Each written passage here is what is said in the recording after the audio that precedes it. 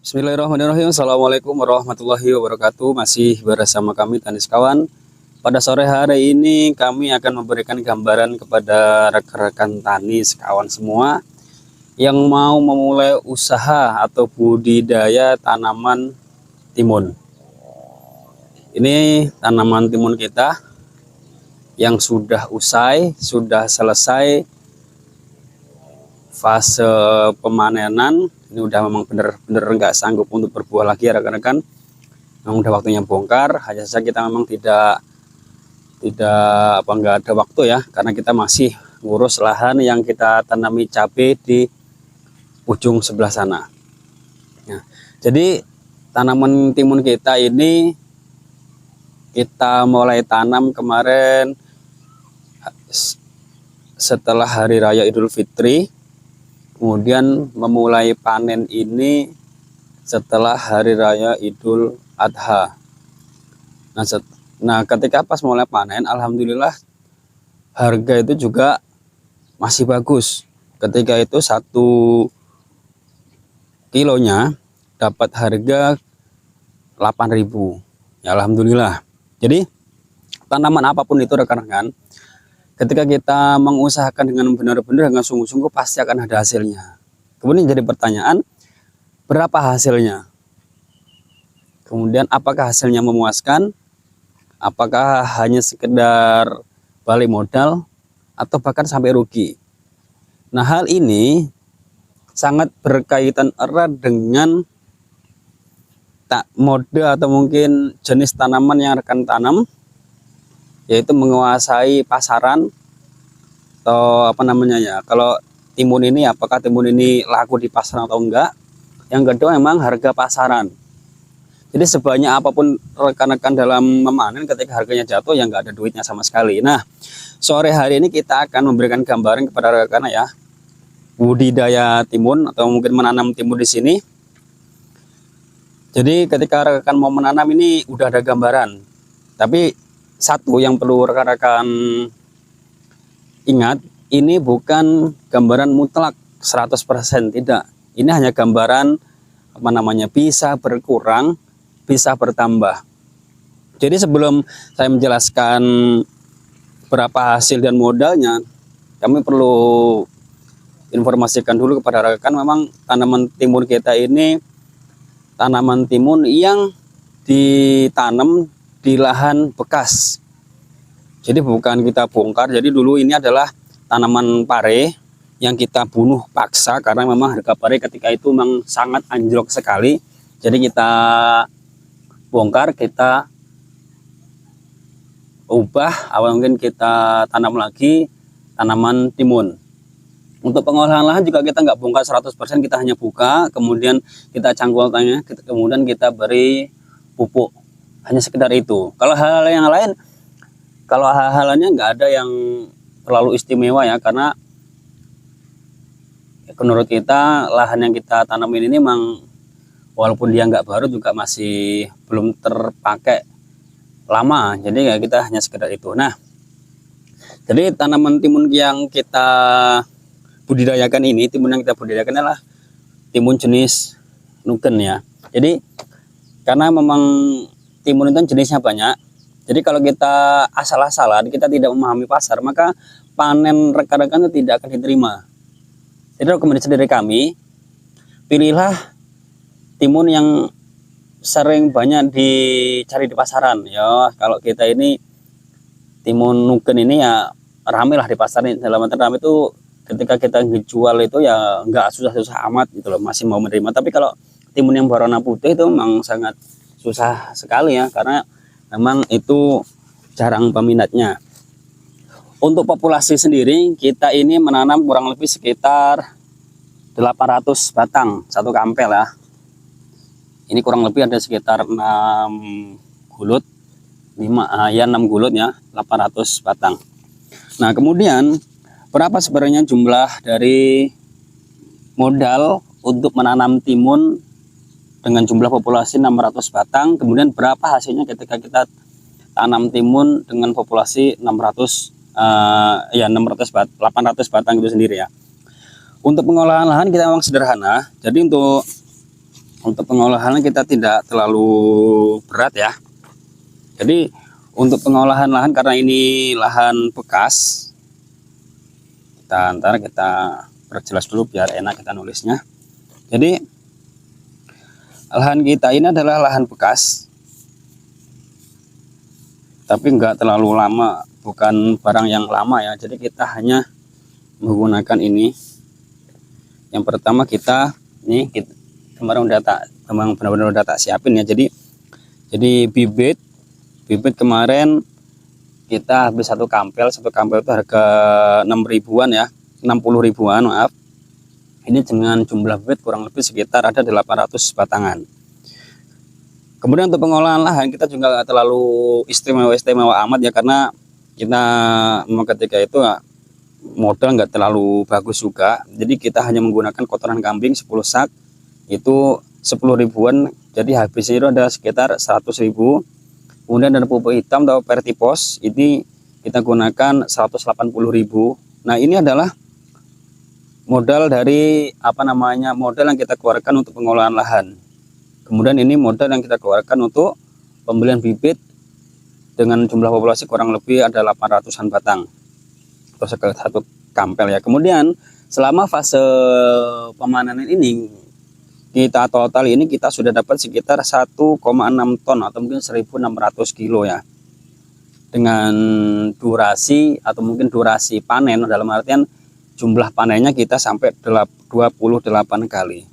Tapi kalau rekan-rekan memang benar-benar mempersiapkan lahan dengan maksimal, saya yakin jumlah panen ini lebih dari 28 kali. Kalau memang benar-benar maksimal ya. Mungkin bisa sampai 35 atau mungkin sampai 40 gitu ya. Itu tadi memang harus benar-benar maksimal ya. Kita nggak maksimal karena ini memang lahan bekas ya. Nih, bahkan nanti kalau orang-orang bagus perawatannya bisa lebih dari 1,6 ton, bisa sampai 2 ton atau mungkin sampai 2,5. Apalagi kalau dapat 2 ton dengan harga bagus, nah itu pasti uangnya juga banyak gitu ya. Kemudian untuk perawatan atau pemupukan tanaman kita ini memang kita rutinkan ya 1 minggu 2 kali.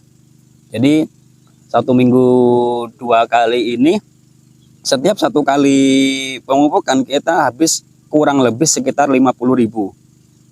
Nah karena kita pemupukan selama 16 kali, maka kita globalkan jadi 800 ribu. 800 ribu ini adalah jumlah biaya yang kita keluarkan untuk perawatan tanaman mulai dari awal tanam sampai selesai pemanenan. Jadi 8 kali ini untuk fase pemanenan, kemudian 8 kali sisanya ini adalah dalam fase pertumbuhan atau vegetatif ya. Jadi kita seminggu memang 2 kali. Jadi setelah kita panen jarak 2 hari kita tanam lagi pupuk lagi, setelah 3 hari kita pupuk lagi. Nah seperti itu sampai benar-benar pemanenan usai. Kemudian untuk harga alhamdulillah kita juga tidak buruk-buruk amat ya. Kemarin awal-awal panen kita dapat harga 8.000 pernah, kemudian turun lagi 6.000, 4.000, bahkan 2.000 juga pernah.